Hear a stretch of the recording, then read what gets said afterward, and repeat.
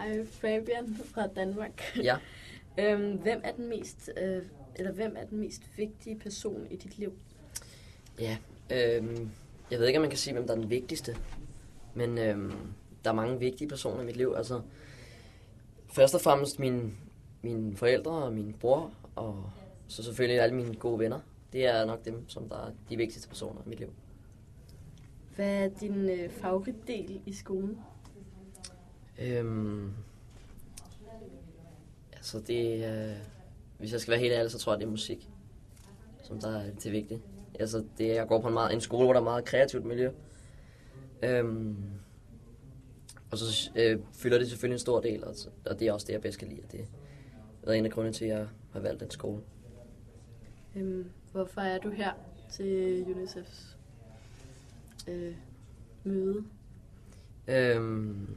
Fordi at jeg er med i UNICEF børneekspertpanel. Og så er jeg blevet udvalgt som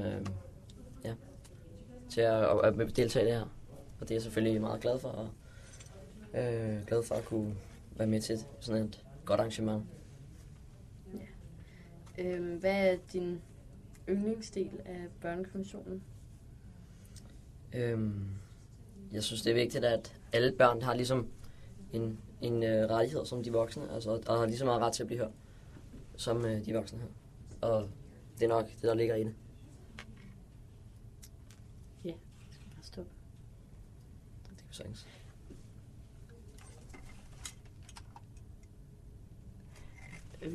Skal vi lige spørge, om vi skal gå ind på engelsk? Hvad fanden, de kan jo ikke høre, hvad det er, vi siger. Vi vil lige så godt se på skærmen. Det er jeg sgu da ligeglad med. Jeg forstår. Men skal vi lave en til, hvor du spørger mig? Hvad vil du svare på? Skal jeg spørge på dansk? Og... Okay. Nej, jeg vil prøve på engelsk. Ja. Så det vil jeg skal spørge? Nej, vi så, du spørger mig. Så laver vi en på dansk. Du bestemmer selv, hvad du spørger om. Altså, skal jeg spørge jeg forstår på dansk? bare ikke, hvad de skal bruge det her til. Men, ja. Okay.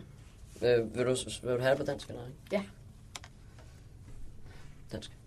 Thank you. Okay.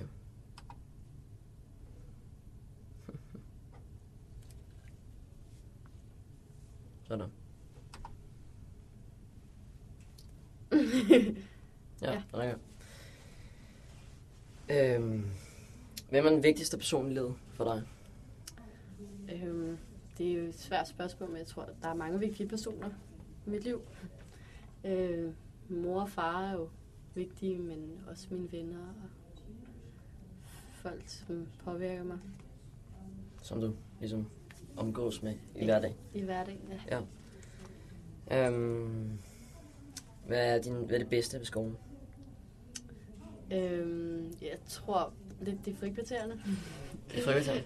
Altså, det er også meget godt, eller det er godt her i Danmark, at vi har så stor en mulighed for at lære, men det er også vigtigt, at man slapper af og også kan omgås socialt med de andre elever. Så du er mest inde på det sociale liv, og ikke så meget det faglige?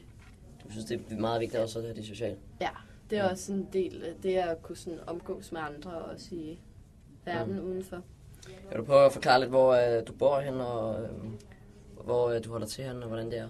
Jo, jeg er fra Allerød, som er en lille by. Eller lille og lille, den er selvstændig i hvert fald. Som ligger nord for København, Nordsjælland. Og så går jeg på Allerød Gymnasium. Så det er lige ved siden af. Ja. Er der mere? Hvad er dit store mål her i livet? Og som det ser ud nu, har jeg ikke noget stort mål. Jeg håber, at jeg bliver en god person til slut med nogle gode værdier, moralske værdier, og at jeg kan være et godt eksempel og selv få et lykkeligt liv.